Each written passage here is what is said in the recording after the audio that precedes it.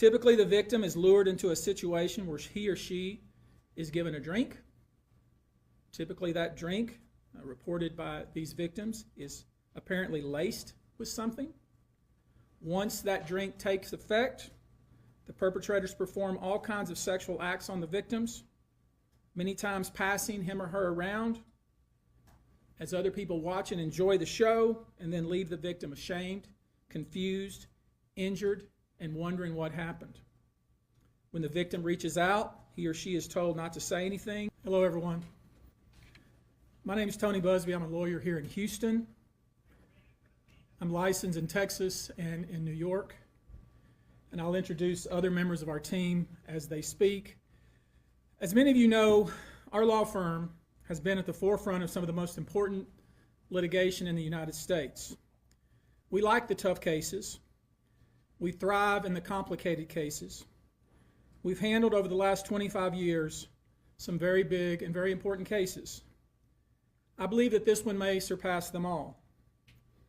There are many facets to this. The conduct we will describe today occurred over more than 20 years. There are many people and many entities involved.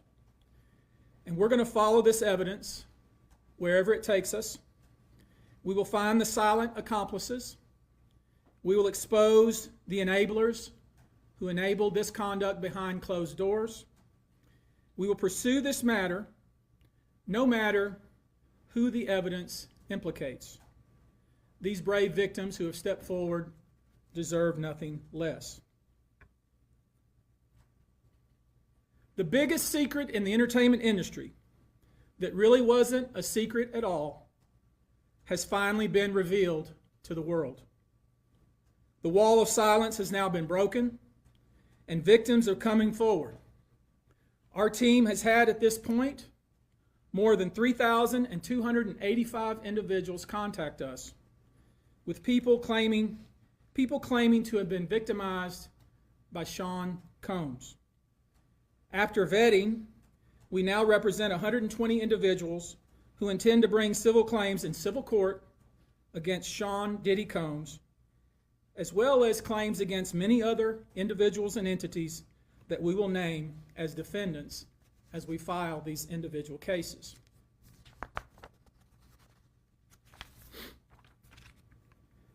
And you should know, to the extent the clients feel comfortable, we also intend to make these individuals available to the authorities, specifically to the FBI. And you should also know a few of them have already been spoken to by the FBI. Now, before we discuss the nature of the claims and claimants themselves, let me comment on the large volume of calls we have received since our first announcement. Even before the indictment of Sean Combs, many of you came here thinking or hoping or perhaps believing that I may start naming names. Well, that day will come, but it won't be today. The day will come when we will name names other than Sean Combs, and there's a lot of names. It's a long list already. And of course, I already know who some of these individuals are, but because of the nature of this case, we're going to make damn sure that we're right before we do that.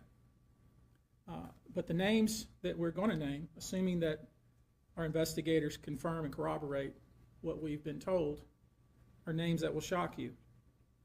These are individual cases. There are indeed other perpetrators involved. They will be revealed when that particular individual case is ready to be filed. They already know who they are. And I'm talking here about not just the cowardly but complicit bystanders. That is, those people that we know watched this behavior occur and did nothing. And I'm talking about the people that participated, encouraged it, egged it on. They know who they are. I call them the facilitators of foul play, willing participants in vile conduct. As we identify them, each will be part of this case as defendants. These defendants will not only include individuals, but would also include corporate entities who ultimately profited off of this culture and behavior. I'm looking at banks, pharmaceutical companies, hotels. We know that many of these individuals were paid cash. We know that many of these individuals involved, whether they were the ones being assaulted and abused or they're witnessing other people being assaulted and abused and then paid and threatened and told to leave. Typically paid 10 grand in cash and told to leave. And then threatened as they were leaving. So in addition to Sean Combs, you should know the defendants in these cases we're going to file will include anyone, of course, who engaged in the assault or exploitation, anyone who participated in such in any way, anyone who encouraged or facilitated this conduct, anyone who was in the room and watched it happen but made no effort to stop it, any venue or venue owner who was aware of what was going on but failed to stop it, any individual or entity who knew about the conduct and benefited from it but did nothing to report it or stop it, and any individual or entity who covered it up or helped cover it up. These people who know who they are should just come forward now.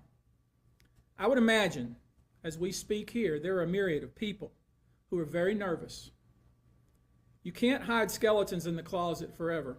We get a chance where we can really focus on this as a country and really focus on this about how pervasive this is and what we as collectively can do about it. So I thought I'd take this opportunity before I go into some of the individual cases and talk about some of the individual claims being made and so you'll get a sense of what this 120 people group looks like individually.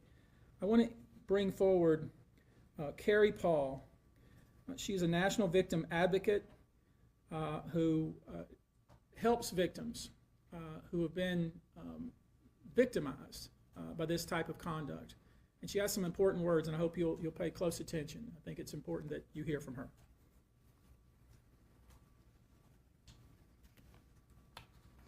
Hello, I'm Carrie Paul with the National Victim Advocate. It's not easy for any survivor to come forward. Our culture doesn't believe survivors. It blames and questions them. Instead of showing support, many choose to enable abusers. The media runs stories asking why it took so long for survivors to come forward instead of asking what barriers exist.